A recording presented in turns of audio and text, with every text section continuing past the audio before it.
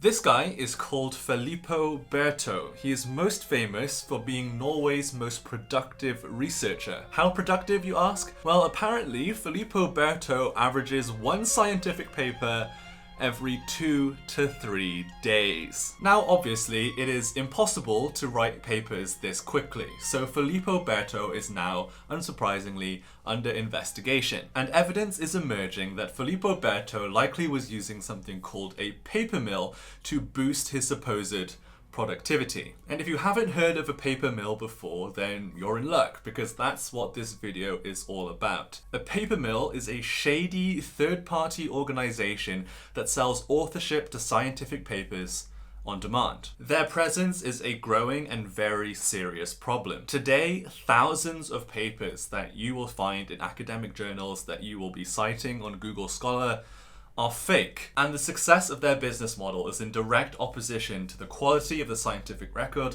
and the trustworthiness of academia as an institution. If you don't believe me that this is such a big problem, just take a look at this news story on Ground News, who are also the sponsors of today's video. As you can see from this story, a flood of fake science forces multiple journal closures. This is in reference to Wiley, which is an umbrella brand for many different journals. Wiley has recently retracted 11,300 papers from its Hindawi portfolio, Hindawi being one of their sub-brands that also have many different journals underneath it. They suspect that many of these papers were generated using paper mills that were publishing papers in order to have financial gain. This problem was so prevalent that Wiley has had to shut down 19 of its journals under the Hindawi brand. Now, I love getting my news from Ground News because it helps me keep more informed. For example, I can see that there are 13 articles that are currently reporting on this story. I can see the bias distribution of these different articles, and because Ground News gathers the world's media in one place and makes the bias of that news explicit rather than hidden, I can easily compare headlines between different news articles. Take, for example, this source from ABC Australia, a left-leaning high-factuality source that has the title, "Wiley's Fake Science Scandal is just the latest chapter in a broader crisis of trust universities must address." Compare that headline to this one from the Western Journal, which I can see is a right-leaning low-factuality source, and they have the title, "Trust the Science? 19 scientific journals shutting down simultaneously after being rocked by retractions and fraud." So I love being able to compare headlines like this when I'm reading the news, which is why I choose to keep informed by reading my news on Ground News. Ground News also has other features. For example, I can follow topics that I'm interested in, such as Harvard or science, so that I can have a customized newsfeed that shows me news that I've selected to be interested in. Ground News also allows me to change my location, for example, from the US edition to the UK edition, and they have several other countries as well. So no matter where you are in the world, be sure to use my link, ground.news/Pete, and you'll get 40% off the Vantage plan, which is the plan that gives you access to all the features I just talked about. You'll find my link in the description, in a pinned comment, or on the QR code on screen right now. Thank you, Ground News, for sponsoring today's video. Let's get back to talking about paper mills. So these different paper mills don't always operate in exactly the same way. So in today's video, I'm going to be giving you two different examples, two case studies, if you will, just to kind of give you a flavor, kind of a amuse-bouche, if you will, of the kind of corruption that's out there when it comes to the academic system. So our first example is International Publisher LLC. They operate out of Russia, and they use this website www.123mi.ru.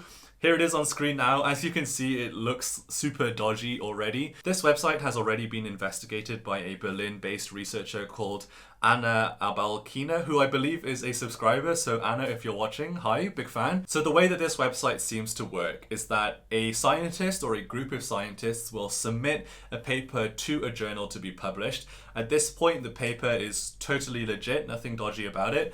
But at some point between the journal accepting the paper and agreeing to publish it and when it actually gets published, somebody decides to list this paper on this dodgy paper mill's website. The ads on this website will give details about all of the papers that they have currently listed, things like the abstract of the paper, the topic, the number of authors, and they'll give hints as to what journal it's going to be published in. They'll say things about the, sort of the prestige level or the impact factor of the journal that's going to be published in, which gives prospective customers an idea of what type of journal it's going to be published in, but they won't give the exact journal until after they've already secured the transaction. Anna found that prices on this website range between 15,000 rubles, which is 175 US dollars, to 410,000 rubles, which is $4,800. So nearly $5,000 to have your name put on one of these papers. And the difference in price comes from obviously having a higher impact journal or a more prestigious journal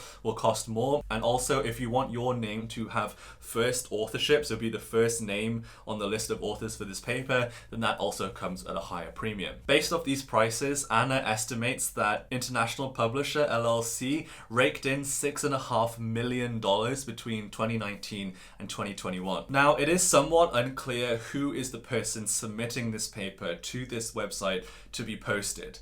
In some cases, it is likely the original authors or author of the paper. After they have submitted it to the journal, they maybe get contacted of International Publisher LLC, or even worse, maybe they are serial posters of advertisements on this website, and they know that they can get some extra money if they sell off a few authorship slots, so they go to International Publisher LLC, list their paper on there, which they know has been accepted by the journal, and then after they have secured a buyer of an authorship slot on their paper, they simply have to get in contact with the journal that agreed to publish their paper and say, hey, by the way, I forgot to tell you about a couple of authors who helped me on this paper. Can we make sure that we include them in the list of authors on the paper? And then the journal simply just adds the names before they publish. So that's one way that this might be happening. Another way that this could be happening is that people at the actual journal themselves are corrupt. I've heard of many different cases where honest researchers look back through their publication history and are confused and angry to find that they apparently have collaborated with a bunch of different people who they have literally never heard of or never worked with. And the reason why that happens is because obviously someone at the journal is corrupt, has been paid off by International Publisher LLC,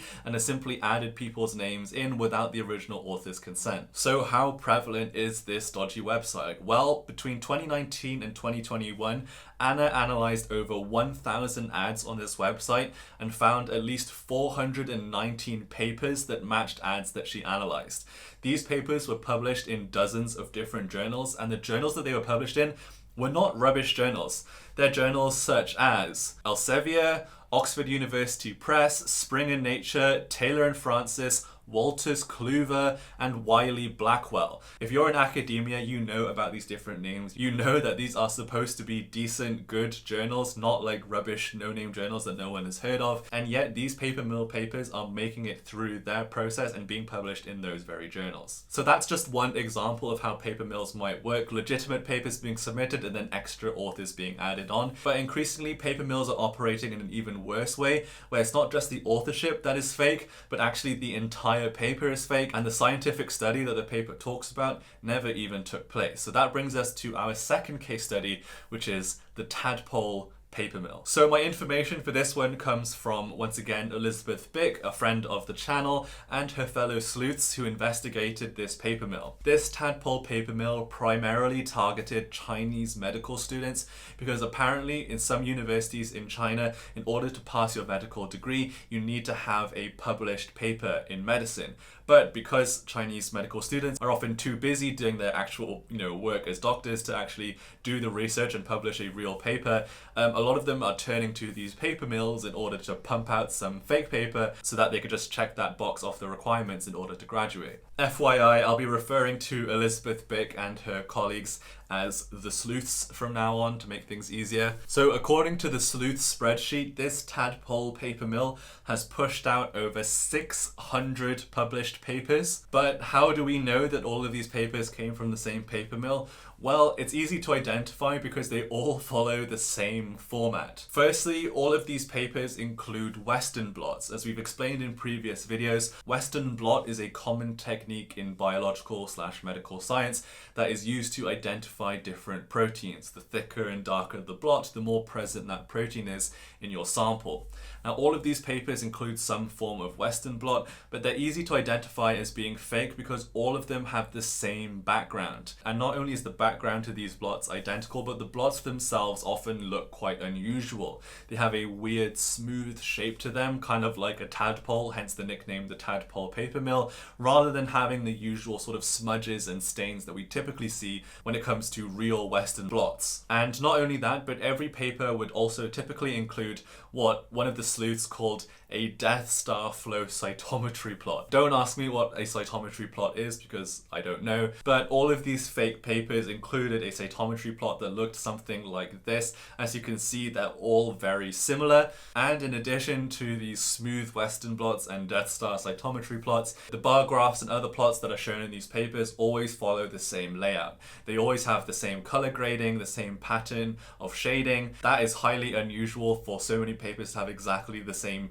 format and look and shading, given there are so many different options that modeling and plotting software give you. It's unusual that they'd all be so identical, but they are identical because they all come from the same paper mill. And since our sleuths have so many examples of these papers, they actually were able to find a formula for how these different papers come up with the different titles that they use for the paper.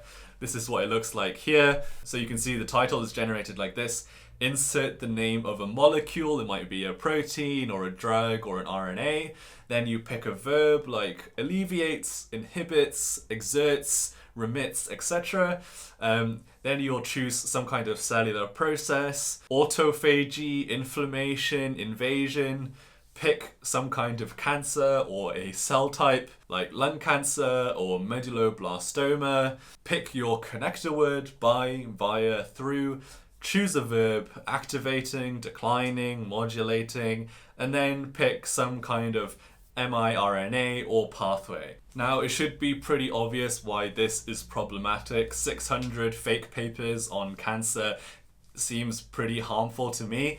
So what do we make of all this? So as I hope you can see, scientific misconduct and academic fraud goes far beyond names like Francesca Gino, Mark Tessier-Levine, or Brian Wansing. These might be the headline names, the problem apples that you might say of this whole academic misconduct movement, but even if all the accusations levied against these different people are true, they would only be the very tippity top of the iceberg that is academic fraud that exists right now. Instead, these paper mills, which are selling authorship to mostly unknown researchers all across the world, are contributing a huge amount of junk to the supposedly scientific record. And their growing prevalence is due to increased pressure on academics and other scientific professionals to have a high publication rate and to have papers in prestigious journals. What I've shown you today barely scratches the surface of the paper mill problem.